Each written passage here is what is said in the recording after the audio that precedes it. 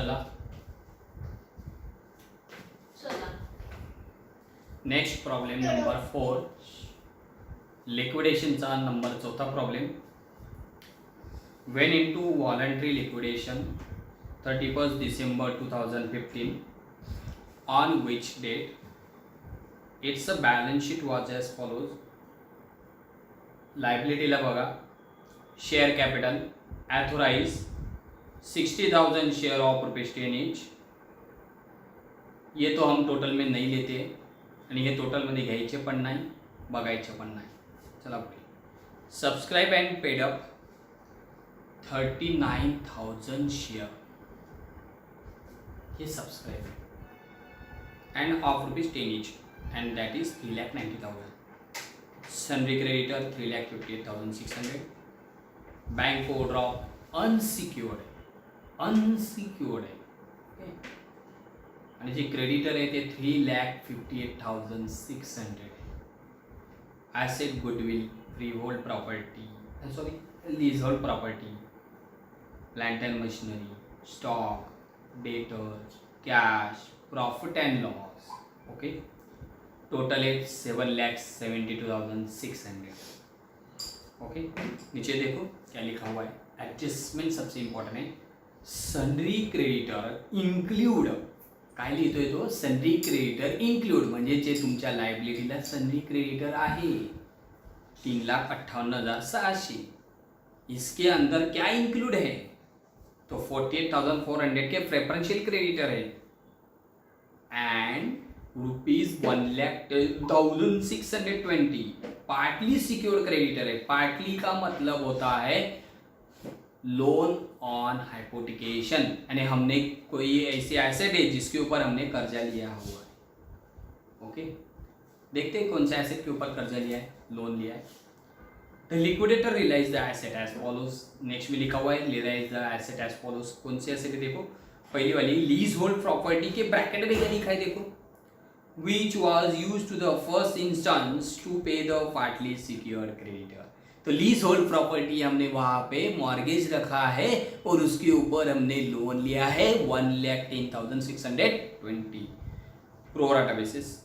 और ये जो लीज होल्ड प्रॉपर्टी हमने 70,000 में बेचा है, रियलाइज किया 70,000 में और लोन है 1,10,000, तो ये डेफिसिट अमाउंट है, अनसिक्योर्ड में जाएगी, सरप्लस नहीं आएगा. ओके. इससे पहले वाले प्रॉब्लम में सरप्लस था, इसमें नहीं है. चलो फिर नेक्स्ट देखते हैं. प्लांट एंड मशीनरी 1,02,000 है, सेल किया हुआ. स्टॉक है, डेटर आहे, कॅश आहे. कॅश सेल नाही करत, ती आपली अवेलेबल कॅश आहे. त्यानंतर हां, एवढीच कॅश, जिथे तेवढी कॅश दिली ना तेवढीच कॅश आपल्याला घेता येईल. कॅश ₹5,000 तेवढीच तुम्हाला इथे घेता येईल. बाकीची कॅश तुमची डायरेक्ट ऑलरेडी पेमेंट झालेली असं दाखवतोय तो. The expenses of liquidation amount to ₹2,000. Liquidation म्हणजे कंपनी बंद करतानाचा झालेला खर्च ₹2,000 आहे. And the liquidator remuneration was agreed 2.5% on the amount paid to the unsecured creditor. Unsecured क्रेडिटरवर आपल्याला 2.5% कमिशन द्यायचं आहे असं तो म्हणतोय. आणि इथे असं सांगितलेलं नाही, तो असं म्हणतोय. परत एकदा बघा, liquidator remuneration was agreed to 2.5% on the amount paid to the unsecured creditor. ब्रॅकेटमध्ये लिहिलं आहे इन्क्लुडिंग प्रेफरन्शियल क्रेडिटर, म्हणजे आपल्याला प्रेफरन्शियल क्रेडिटर आणि अनसिक्युअर्ड क्रेडिटरवर दोघांवर कमिशन द्यावं लागेल, इन्क्लुडिंग आहे. कळलं. Prepare the final statement of account. इथे ॲसेटवर काही रेम्युनरेशन नाही आहे. ठीक आहे, एवढाच दिलेला आहे प्रॉब्लेम. चला आपण रेकॉर्ड करूया त्याला. सर्वात पहिले आपल्या रिसिप्ट साईडला बघूया. रिसिप्ट साईडसाठी लीज होल्ड प्रॉपर्टी घेऊ नका. इथे ॲडजस्टमेंटला बघा, सेकंड पॅरेग्राफमध्ये टू ॲसेट रिलाइज.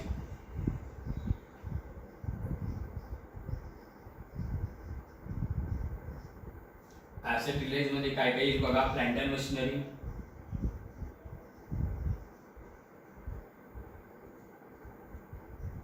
1,02,000. स्टॉक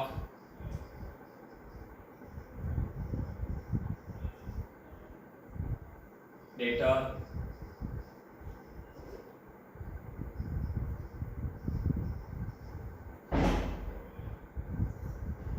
17,000 और कैश है हमारी 5,000। कैश भी आएगी लेकिन ओनली 5,000, बाकी की कैश नहीं रिकॉर्ड होगी। ओके, ये तो हमारी एसेट हो गई। इनका सबका टोटल करके बैलेंस आउटर में लेना है हमें। देखते कितना आता है।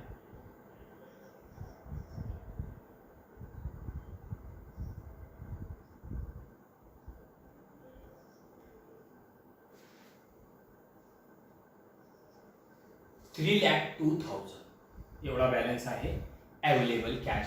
साईडला लिहून ठेवू आपण टोटल रिसिप्ट। गरम खूप होतंय पाऊस पडल्यावर सुद्धा, गरम खूप होतंय पाऊस पडल्यावर सुद्धा, घाम निघते घाम।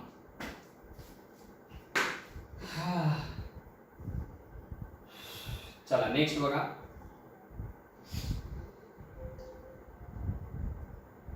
तो हमने एसेट टू ले लिया। सबसे पहले आइटम होता है हमारा पे लॉ चार्जेस। प्रॉब्लम में लॉ चार्जेस है नहीं, फिर लिक्विडेटर रेम्यूनरेशन।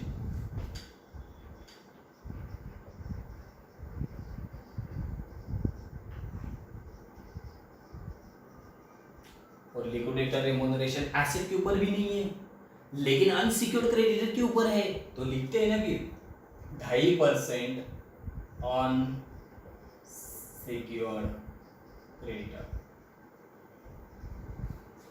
नहीं कर सकते पेमेंट क्योंकि हमें पता नहीं कि अनसिक्योर्ड पेमेंट, अनसिक्योर्ड क्रेडिटर का हमने पेमेंट किया है कि नहीं। वो तो लास्ट में आता है यहाँ पे। जब तक उसका पेमेंट नहीं होगा तब तक ये पेमेंट नहीं करना है, इसे ब्लैंक छोड़ दो, 2 लाइन छोड़ दो। चलो नेक्स्ट चलते हैं 2.5%। आप बोलेंगे सर एक ही बात 2.5% था, इंक्लूडिंग प्रेफरेंशियल क्रेडिटर है, तो इसके ऊपर प्रेफरेंशियल क्रेडिटर भी लिख के रखेंगे। ये step by step he payment करना पड़ता है इसका। प्रेफरेंशियल क्रेडिटर के ऊपर भी पेमेंट कर सकते कि नहीं पता है, जब तक वो स्टेप नहीं आती तब तक उसका पेमेंट नहीं करना है, लिख के रखना है, 2 लाइन छोड़ना है। चलो नेक्स्ट आता है लिक्विडेशन एक्सपेंसेस। अभी लिक्विडेशन एक्सपेंसेस का तो पेमेंट कर सकते हैं अभी, क्योंकि उसी की स्टेप है, उसी का टाइम है अभी पेमेंट करने का। चेक करो अपने प्रॉब्लम में। लिक्विडेशन एक्सपेंसेस से हमारा ओनली 2,000 है, तो 2,000 का पेमेंट कर सकते हैं हम आराम से, क्योंकि हमारे पास 3,02,000 है। अभी भी हमारे पास 3 लाख है। उसके बाद लिक्विडेशन एक्सपेंसेस के बाद आता है प्रेफरेंशियल क्रेडिटर। और ये जो प्रेफरेंशियल क्रेडिटर है ये अपने एडजस्टमेंट में लिखा हुआ है। एडजस्टमेंट में देखो, salary creditor include 48,400 preferential creditor. Salary creditor के अंदर वो इंक्लूड है, लेकिन यहाँ पे अलग लिखा हुआ है ना, उसी को लेना है 48,400। और ये हम पेमेंट कर सकते हैं। अपने पास 3,02,000 कैश है, उसमें से 2,000 का पेमेंट करने के बाद भी 3 लाख है ना अपने पास, तो ये पेमेंट किया, इसीलिए इसके ऊपर कमीशन भी दे सकते हैं। तो 48,400 के ऊपर ये 2 लाइन छोड़ी थी ना, ये 2.5% निकाल लो भाई। 2.5% निकालना है आपको और 2.5% निकाल के वहां पे डायरेक्ट पेमेंट करना है। ठीक है। थोड़ा आपको जूम करके दिखा देता हूँ, देख लो। हाँ,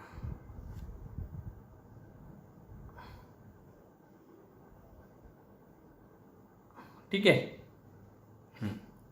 48,400 के 2.5% निकालना है। चलो ये मैंने 48,400 के 2.5% निकाला तो 1,210 रुपये आ गया। मैं पेमेंट कर सकता हूँ, 1,210 का मैंने पेमेंट कर दिया।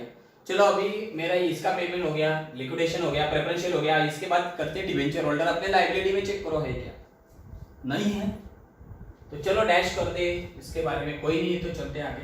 Unsecured creditor. अभी है ना, जल्दी जल्दी में कुछ मत लिखो। अनसिक्योर्ड क्रेडिटर यानी सन्नी क्रेडिटर। सन्नी क्रेडिटर के अंदर इंक्लूड था हमारा पार्टली सिक्योर भी था और प्रेफरेंशियल भी था, उसे अलग करके वो निकालना पड़ेगा। तो उसके लिए मुझे यहाँ पे वर्किंग करना है सन्नी क्रेडिटर। चलो अपने लाइब्रेरी में देखो तो सही कितना है सन्नी क्रेडिटर। 3,58,600। इसमें से पहले आप 48,400 प्रेफरेंशियल को अलग कर दो, प्रेफरेंशियल क्रेडिटर अलग कर दो, ये हो गया अलग। 1,10,620 का हमारा लोन था और जो रिमेनिंग बैलेंस बचेगा वो हमारा अनसिक्योर्ड होगा। तो चलो चेक करते हैं। 3,58,600 माइनस 48,400 और माइनस 1,10,600, ये हम माइनस कर देंगे 600 नहीं सॉरी 620 माइनस करेंगे 1,99,580, ये हमने अलग अलग कर दिया उसको, यानी एक्चुअल सैलरी क्रेडिटर हमारे वो 199 है। ये तो लोन है, ये प्रेफरेंशियल क्रेडिटर है और ये एक्चुअल सैलरी क्रेडिटर है, यानी ये हमारे अनसिक्योर्ड क्रेडिटर है।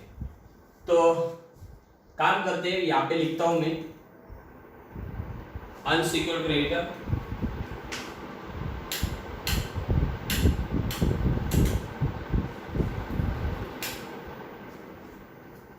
तो ये देखो अनसिक्योर्ड क्रेडिटर है, मैं यहाँ पे लिखता हूँ वो सैलरी क्रेडिटर। वो था आपका 1,99,580 और इसके साथ ये जो लोन है ना, ये भी लेना पड़ेगा लोन हमें। तो ये लोन कैसे लेना पड़ेगा, ये देखो पार्टली सिक्योर कहेंगे हम उसे, पार्टली सिक्योर्ड। कुछ नहीं, अभी 2 मिनट में प्रॉब्लम खत्म होने वाला है, क्योंकि आगे का पेमेंट नहीं कर सकते हम, हमारे पास सिर्फ 3 लाख है और ये अमाउंट बहुत ज्यादा है। ओके, तो चेक करते हैं। पार्टली सिक्योर्ड हमारा है, थोड़ा एडजस्ट कर लो भाई, ये देखो थोड़ा जूम कर दिया मैंने, पार्टली सिक्योर्ड। तो ये जो पार्टली सिक्योर्ड है, पार्टली सिक्योर्ड में यहां पे निकाल के देता हूं आपको। पार्टली सिक्योर्ड समझ लो आप 1,10,620 माइनस कौन से एसेट के ऊपर था, फ्री होल्ड। क्या है ना, हमने लोन लिया 1,10,000 का, 70,000 का तो हमने पेमेंट कर दिया ना, तो बाकी का नहीं कर सकते, उसे हम पेमेंट दिखा देंगे। फ्री होल्ड प्रॉपर्टी जितना हो सके उतना पेमेंट कर लो पहले। तो 70,000 का पेमेंट करने के बाद 40,620 ये पेमेंट हम नहीं कर सकते, बराबर है। 40,620 का हमने पेमेंट किया ही नहीं। ओके, और क्या है अपने लायबिलिटी में, बैंक ओवरड्राफ्ट है, अनसिक्योर्ड है वो भी। तो मैं यहाँ पे बैंक ओवरड्राफ्ट लेता हूं, बैंक ओवरड्राफ्ट, वो भी आपकी अमाउंट 24,000 है। और ये तीनों के टोटल इनर में ही रखो, आउटर में मत लिखो। तो लिखो 0, 8 2 10, 6 5 11 12, 9 4 13 14, 4 2 6 7 16, 2,64,200। क्या किया मैंने, ध्यान से देखो, सैलरी क्रेडिटर था 1,99,580, यहां से उठाया उसे, फिर उसके बाद वो बैलेंस वहां से उठाया, फिर पार्टली सिक्योर लिया। पार्टली सिक्योर कैसे लिया, ये वर्किंग करके लिया मैंने, फिर वो भी लिया, बैंक ओवरड्राफ्ट भी लिया, और तीनों के टोटल आ गई 2,64,200। मैं आपको बता देता हूँ इतना पेमेंट हम नहीं कर सकते, क्यों मैं बता देता हूँ। 3,10,000 है अपने पास, ये 1,210 2,000 और ये तो ऑलरेडी हमने पेमेंट कर दिया। चेक करो फिर, लेस टोटल पेमेंट, चेक करके देखो आपके कैलकुलेटर के ऊपर, payment up to unsecured creditor. अभी किसी के मन में ऐसा आया होगा क्वेश्चन, सर हमने ये पिछले टाइम पे जो क्वेश्चन में हमने सॉल्व किया वो तो इक्विटी शेयर होल्डर तक गए थे। अरे भाई, जब तक हमारे पास कैश थी तब तक हमने उसका पेमेंट करते गए, अभी ये कैश हमारी यहीं पे खत्म हो रही है ना, क्योंकि ये ज्यादा 264 है और ये 3,02,000 नियर अबाउट है, तो इसीलिए मैं चेक कर रहा हूँ उसे। तो ये जो है इसके टोटल देखते हैं कितना है, ये तीनों की टोटल करना पड़ेगा हमें, 48,400 प्लस 2,000 प्लस 1,210,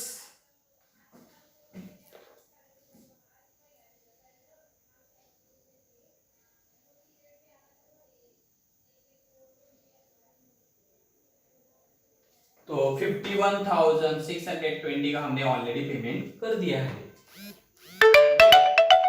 51,610 का सॉरी पेमेंट कर दिया है। तो इसमें से ये माइनस करो, जो डिफरेंस निकलेगा वो देखते हैं।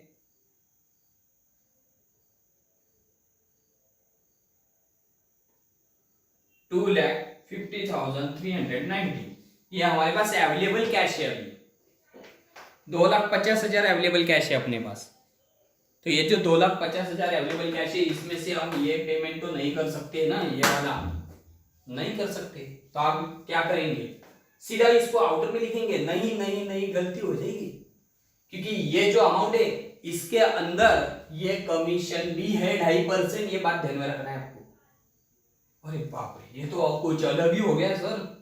अभी आपको तो ये फिर से डबल डबल सुनना पड़ेगा, ये प्रॉब्लम 2-3 बार देखो तब तो जाके समझ में आएगा। मैंने इसीलिए इसे आराम से पढ़ा है। ओके, तो चेक करते हैं हम। ओके, हे जे 2.5% आहे ना, ते याच्यातून या अमाऊंट मधून आपल्याला 2.5% पण द्यायचे आहे त्याचे। म्हणजे अनसिक्युअर्ड क्रेडिटर जे इथे आहे ना, अनसिक्युअर्ड क्रेडिटर, ते 2.5% त्याच्यावर द्यावे लागतील आपल्याला। म्हणजे ही अमाऊंट आणि प्लस ही अमाऊंट ही तो देऊ नहीं शकत अपन, पण या अमाउंट मध्ये या दोनों अमाउंट है। तो क्या करेंगे अभी, इसके लिए एक ही काम करना है। ऐसा समझ लो, मैंने मेरा एक लिक्विडेटर है, मैंने उसे 100 रुपीज देना है मुझे। अभी कंपनी बंद कर रहा हूं ना मैं, मुझे 100 रुपीज पेमेंट करना है, उसे 2.5% कमीशन देना है। तो बोलो टोटल पेमेंट करना कितना है मुझे। देखो 100 रुपीज तो मैं उसे देने ही वाला हूं, और ऊपर से 2.5% उसे कमीशन देने वाला हूं। 2.5% एंड 2.50, बोलो टोटल पेमेंट कितना करूंगा मैं, 102.50 पैसे। और ये जो टोटल पेमेंट है ना, ये यही है अपने पास अवेलेबल कैश है ना, ये यही है। तो इसको मैं कैसे सॉल्व करता हूँ अच्छे से देखो। ये समझ लो यहाँ पे 100 रुपीज पेमेंट करता हूँ मैं, तो 2.5% मेरा कमिशन है। 2.5 ये 2.5 है, इसलिए 2.5 लेगा। 2.5% इथे 100, त्याच्या 2.5% काढून बघा तुम्ही 2.5 रुपये येतात की नाही, मला नाही माहिती। मग मी असं म्हणतो 102.50 पैसे, म्हणजे माझे हे जे टोटल पेमेंट आहे यामध्ये मी 2.5 रुपये कमीशन देतोय। ओके, थोड़ा मुझे इसको इस साइड में लेना पड़ेगा। म्हणजे मला असं म्हणायचं आहे की 102 रुपये 50 पैशामध्ये मी, या 102 रुपये 50 पैशामध्ये मी 2.5 रुपये कमीशन देतो। तर या 2,50,390 मध्ये किती, यानी इसके लिए इतना कमीशन दूंगा तो इसके लिए कितना कमीशन देना है। तो मुझे क्या करना पड़ेगा फिर, cross multiplication. 250 390 multiplied by 2.50 divide by 102.50, और जो भी कमीशन आएगा वो यहाँ से लेस करेंगे, कमीशन यहाँ से लेस करेंगे। चलो देखते हैं फिर, अपने कैलकुलेटर निकालो और चेक करो। 2,50,000 ये वाला, 390 मल्टीप्लाइड बाय 2.50 डिवाइड बाय ये 102.50, तो हमारा आंसर आ रहा है 6,107.07 है। तो हम इतना ही ले सकते, जो चाहे वो आप ले लो। तो 6,107 रुपए, 6,107 रुपीज, ये हमारा कमीशन हो गया। इसमें से अभी पिक्चर खत्म नहीं हुआ, इसमें से माइनस करो इसे। 2,50,390 में से माइनस 6,107 माइनस करो, तो ये हमारा है 2,44,283। ये हम पेमेंट कर सकते हैं। किसका पेमेंट कर सकते हैं, ये पेमेंट हम कर सकते हैं। 2 मिनट, हाँ, तो ये हम पेमेंट कर सकते हैं किसका, या अनसिक्योर्ड क्रेडिटर का। इतना पेमेंट करना था, अभी हमारे पास इतनी कैश बची, तो ये पेमेंट करेंगे 2,44,283। और ये पेमेंट करने के बाद यही अमाउंट है 2,44,283, इसके ऊपर है ना 2.5% निकाल के देखो आप, यही अमाउंट के ऊपर 2,44,283, इसके 2.5% निकालो, सेम वही आंसर आएगा 6,107। आणि इसका कहने का मतलब है ये आएगा 6,107। यहाँ पे कमीशन दे दो, ये कमीशन हुआ और ये हुआ, यानी ये जो अमाउंट है ना, इसके हमने पार्ट्स में डिवाइड किया। इसका एक्चुअल कैश हम कितना पेमेंट कर सकते हैं वो अलग किया, और इसका कमीशन अलग किया, दोनों को अलग अलग किया। और ये टैली तो ये अपना 3,02,000 से ही टैली होगा प्रॉब्लम। आपको ऐसा लगेगा सर ये तो टैली हो रहा है ना, क्या करेंगे, लेकिन ये ही तो अमाउंट सबसे इंपॉर्टेंट है हमारी। एक ऐसे की आप ये झंझट वाली दिख से देखो, काय नाही, सोपं आहे हो। 100 रुपये जर तुम्ही समोरच्याला द्यायचं म्हटलं आणि त्याला 5% कमिशन दिलं, किती होतील? किती पेमेंट करताय तुम्ही? 105 रुपये, बरोबर। आणि 105 रुपये कमिशन किती देत आहे? 5 रुपये। मग 105ला 5 तर या 2,50,000ला किती करायचं ना, क्रॉस मल्टिप्लिकेशन डिवाइड, ओके, संपलं।